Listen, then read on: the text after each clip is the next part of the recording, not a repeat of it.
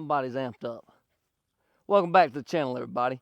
In this one, we're going to be liming our 2 fields that we have since cleared off and gotten mostly ready to plant grass this coming spring for the cows. Maybe some of you guys will remember.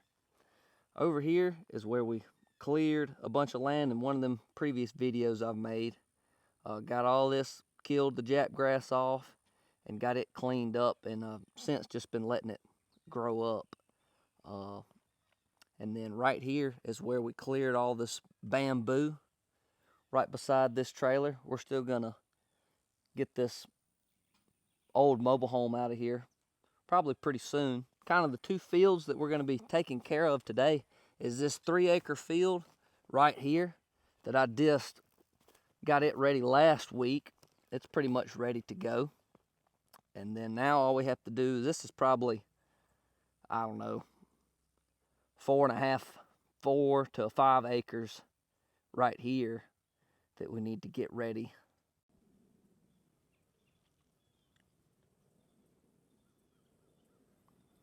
So we've got our 3-acre field ready, pretty much all disced up and all the crap knocked down in it. So what I'm going to work on this morning is getting this piece looking just the same as over there. Get rid of all this. I believe they call this sickle pod. Apologize, plane flew overhead. Watch out. So like I said, I believe this is called sickle pod. It's got these little bean sprouts that grow off of it. And it is full of this stuff out here, just popped up. So hopefully we spread this lime, get that pH up. Maybe it'll knock some of this down. This whole field used to be covered in straight up Jap grass and popcorn trees growing up in it. So none of that's come back except for right here on the edge. There's still a little bit of Jap grass creeping in. So I'll probably leave this strip unturned, and I'll come back and spray it with some glyphosate, get that knocked back down. But a good thing is it has some bahia grass has started just popping up in here in various places. So that's promising. That's what we're going to go back with this spring and hopefully make these 2 fields real nice, thick, luscious bahia grass fields for the cows. All we got is a little 5-foot disc hooked up behind the 5103 here, but we're going to knock it out. So I'll get you set up on a tripod and I'll get to work.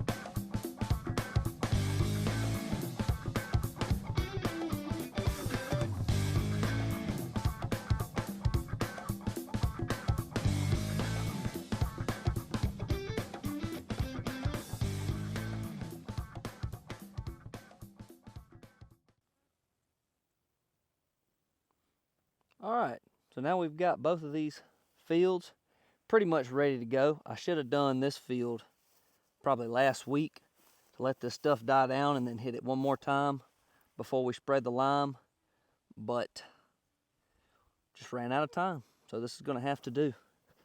This 3-acre field over here looks a lot nicer, but I think we're still going to get the goal accomplished.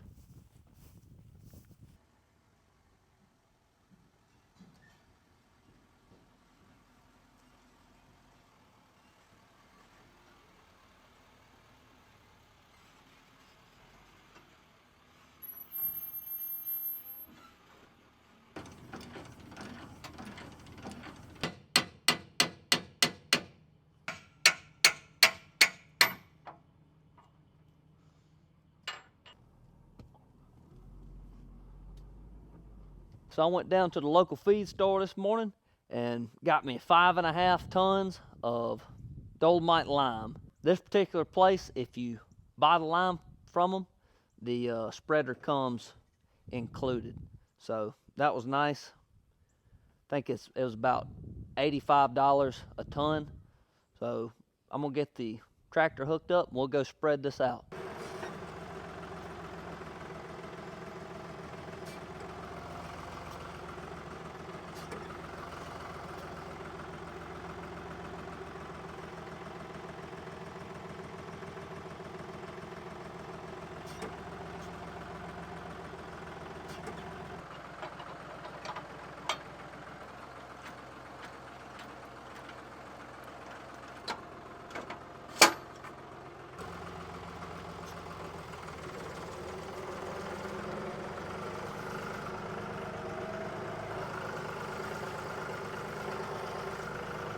I'll start off by no idea what I'm doing. Pretty typical of our videos. But anyhow, we are going to put some lime on the ground. I do know that much. There's somewhat of a chart right here talking about sprocket ratio and your gate setting. I ain't fooling with no sprockets. We'll just make a couple trips if we have to. So what we'll do is adjust this gate. It's showing for 1,300 pounds an acre, which is roughly what I want to do here. So we'll get close to that and see what happens. So what we'll do first is adjust this gate with this wheel right here, and I'll bring you in closer and show you that. So there's a little indicator right here showing 1, 2, 3, 4, 5, 6, and so on. So we'll adjust it. It's showing 3 for 1,300 pounds an acre. So we'll get just slightly less than 3 and see what that does for us. All right, there's like 2 3/4, excuse me, right there. So we'll take that around a couple times and see what it looks like. Next would be to adjust our spread with this little box right here. It seems to be pretty well seized up. Well, the hand cranks, but the box actually doesn't move. It just bends the bracketry. So that's one less thing we have to worry about. Now, the only thing left to do after that to get us spreading some lime is to engage the drive line, which how we'll do that is this wheel right here will actually engage with the tire. So all we're doing with the tractor is literally just pulling this buggy around. You could spread this stuff with your truck if you wanted to. So the way we do that is with this handle right here. Watch that, see that wheel? Goes right into it. Flip her around just like that. Now as the buggy moves, that'll drive the conveyor belt and drive the spreader wheels, and we're good to go. I'm gonna scoot the machine forward just a little bit and engage it back, and we'll get to spreading.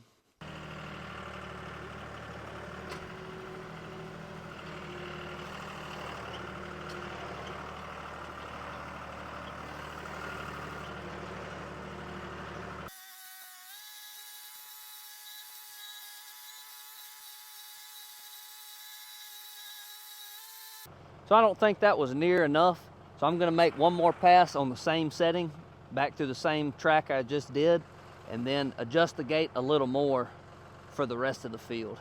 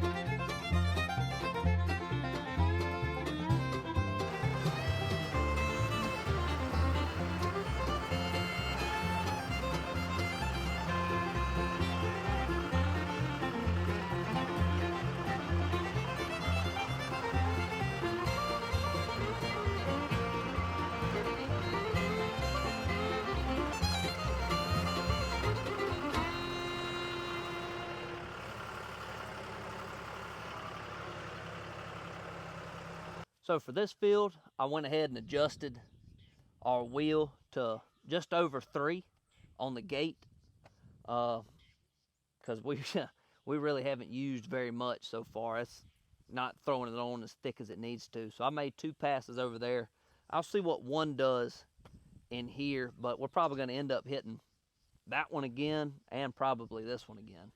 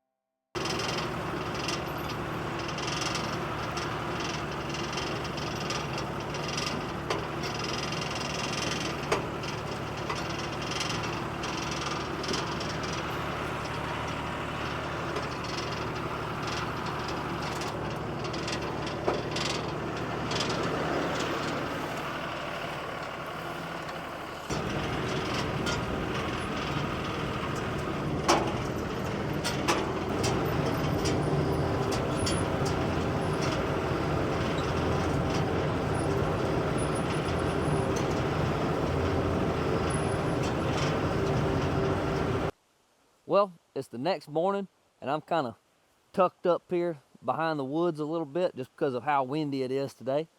So we ended up spreading all 5.5 tons on what I figure this is roughly about 5 acres.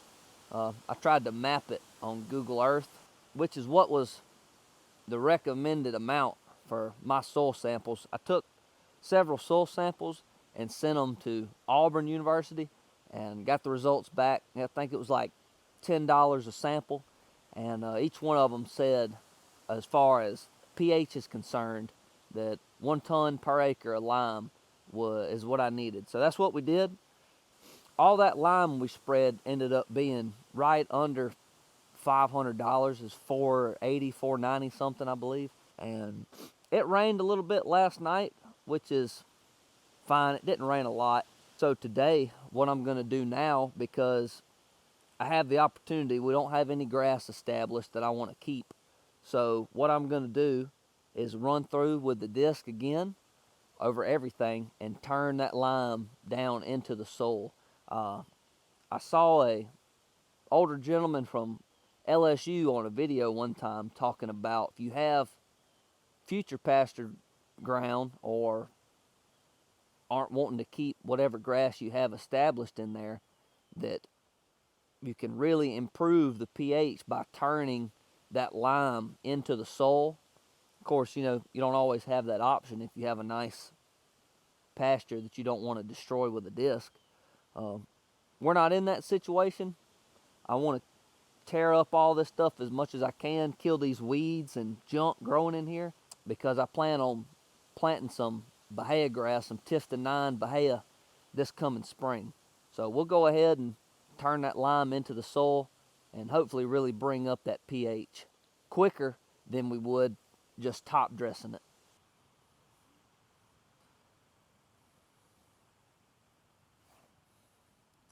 So here's kind of what we're left with. You can see all this little brown, tan colored, off colored material. All this little brownish tan, off colored little rocks. That's our dolomite lime. The rain really kind of worked it down into the ground. But we're going to run the disc across it and push it in a little further.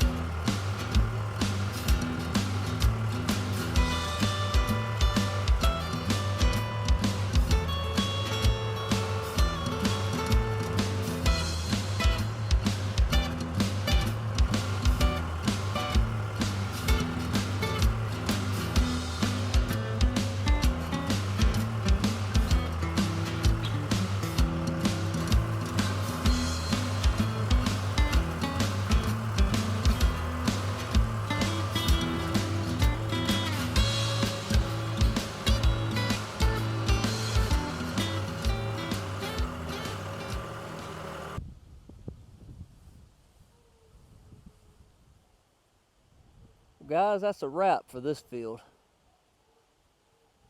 We got it all turned in and looking good. So I still need to disc my other field, but y'all get the idea. We're just running back and forth, turning that lime under the soil. I sure hope getting our pH right is gonna help control the weeds a little bit, allow our bahia grass that we're gonna plant in the springtime to really take root and flourish. Guys, I really appreciate you stopping by, seeing what we're working on this go around. I'm really excited the way these fields are turning out. I can picture them in my head now being nice, luscious green fields, and hopefully we'll let that get established for a year or so and get some cows out there. Give us a little bit of time to build us a nice fence. If you would, please consider liking and subscribing. There ain't no telling what we're gonna be working on next. Y'all have a blessed day.